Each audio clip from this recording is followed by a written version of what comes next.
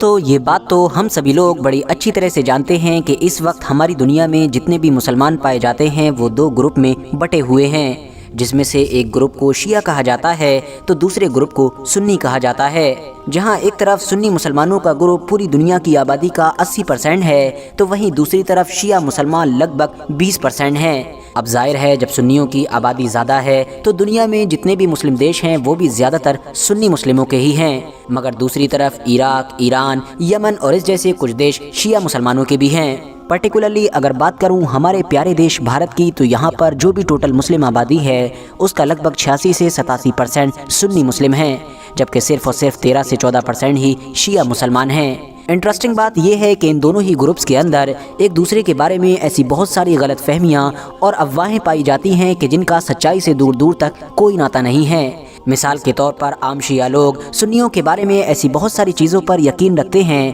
کہ جس کو سن کر نہ صرف ہنسی آتی ہے بلکہ وہ چیز لاجیکلی بھی پاسبل نہیں لگتی ہے۔ ٹھیک اسی طرح سے سنی گروپ کے عام لوگوں کے بیچ میں بھی آپ لوگوں کو شیعہ مسلمانوں سے ریلیٹڈ ایسی بہت ساری افواہیں نظر آئیں گی کہ جن پر وہ لوگ یقین رکھتے ہیں مگر ان کا سچائی سے دور دور تک کوئی ناطہ نہیں ہوتا ہے، بلکہ وہ تو سننے میں ہی فنی محسوس ہوتی ہیں۔ لیکن دوستو اگر ان دونوں گروپس کے بیچ ایک دوسرے کے بارے میں بہت ساری افواہیں اور غلط فہمیاں پائی جاتی ہیں تو اس کا مطلب یہ بھی نہیں ہے کہ ان دونوں کے بیچ کوئی فرق نہیں ہے، بلکہ فرق نہیں بہت زیادہ فرق ہے، اور فرق کے ساتھ ہی یعنی فرق کی وجہ سے ہی اتہاس میں یہ دونوں گروپ الگ الگ ہوئے تھے، ورنہ پہلے تو کوئی گروپ ہوا ہی نہیں کرتا تھا۔ شیعہ اور سنی مسلمانوں کے بیچ جو بنیادی فرق پائے جاتے ہیں ان میں ایک سب سے بڑا فرق کلمے کو لے کر ہے، جہاں ایک طرف سنی مسلمانوں کا کلمہ ہے لا الہ الا اللہ محمد رسول اللہ، یعنی اللہ کے سوا کوئی معبود نہیں اور محمد صلی اللہ تعالی علیہ وسلم اللہ کے رسول ہیں، تو وہیں دوسری طرف شیعہ مسلمانوں کا کلمہ ہوتا ہے لا الہ الا اللہ محمد رسول اللہ علی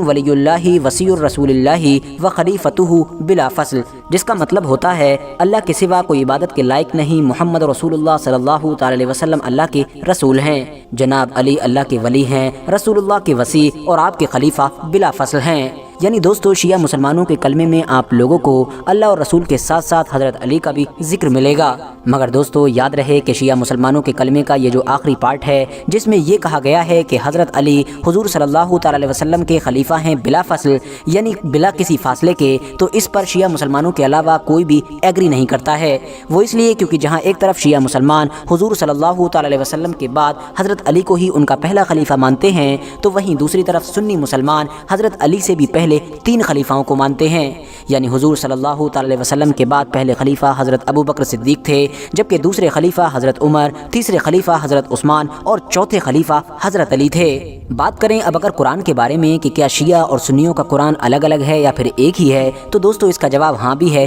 اور نہ بھی ہے۔ وہ اس لیے کیونکہ اگر آپ لوگ عربک کے حساب سے دیکھیں گے تو قرآن دونوں کا ایک ہی ہے، مگر اگر ترجمے کو دیکھیں گے یعنی ٹرانسلیشن کو اور اس کی تفسیر یعنی ایکسپلینیشن کو دیکھیں گے تو معاملہ پوری طرح سے الگ ہے۔ یعنی ایک آیت کا ترجمہ شیعہ مسلمانوں نے الگ طرح سے کیا ہوگا جبکہ سنی مسلمانوں نے الگ طرح سے کر رکھا ہوگا۔ ایون تفسیر یعنی ایکسپلینیشن میں زیادہ تر آیتوں کا کانٹیکسٹ ہی بدلا ہوا نظر آئے گا۔ بات کریں اب اگر نماز کے بارے میں تو دونوں ہی گروپس کے اندر ایک دن میں 5 فرض نمازوں کو ادا کیا جاتا ہے، مگر جہاں ایک طرف سنی مسلمان 5 نمازوں کو الگ الگ ادا کرتے ہیں تو وہیں دوسری طرف شیعہ مسلمان اپنی کچھ نمازوں کو آپس میں ملا لیتے ہیں، جس کی وجہ سے وہ ان ساری ہی نمازوں کو 3 وقتوں میں ہی ادا کر لیتے ہیں۔ اس کے علاوہ رمضان کے مہینے میں بھی سنی مسلمانوں میں جو تراویح کا کانسیپٹ پایا جاتا ہے جس کو سنی مسلمان بڑی شوق سے پڑھتے ہیں، اور کیونکہ وہ سال بھر بعد واپس آ رہی ہوتی ہے تو اس کے آنے سے پہلے کئی دن پہلے سے ہی چرچے کرنے لگتے ہیں، یہ ساری چیزیں شیعہ مسلمانوں میں نہیں پائی جاتی ہیں کیونکہ ان کے یہاں پر تراویح کا کانسیپٹ موجود ہی نہیں ہے۔ ان کے مطابق یہ ایک ایسی بدعت ہے کہ جس کو سنیوں کے دوسرے خلیفہ یعنی حضرت عمر رضی اللہ تعالیٰ عنہ نے شروع کیا تھا۔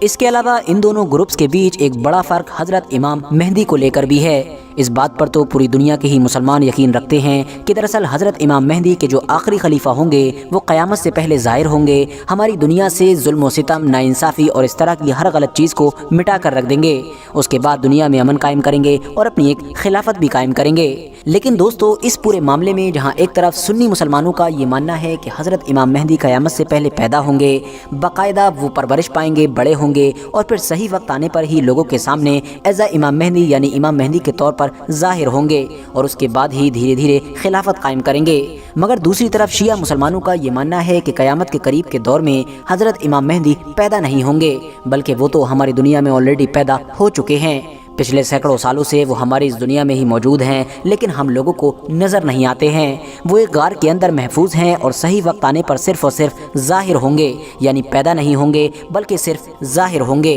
और उसके बाद ही दुनिया भर में अपनी खिलाफत कायम करेंगे।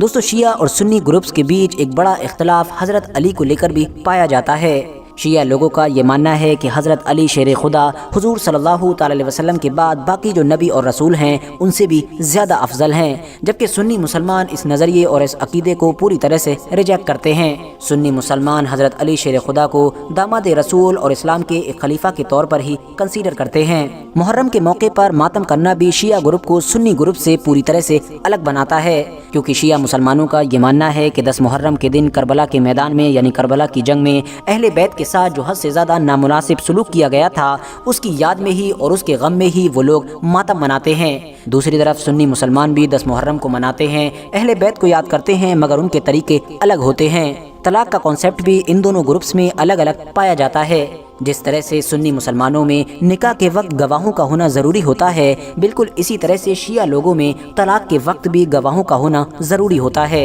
यानी शिया ग्रुप में गवाहों के बगैर तलाक नहीं होती है। फिलहाल दोस्तों, आज के अपनी चैनल को सब्सक्राइब करने के साथ साथ बेल आइकन को भी प्रेस करें।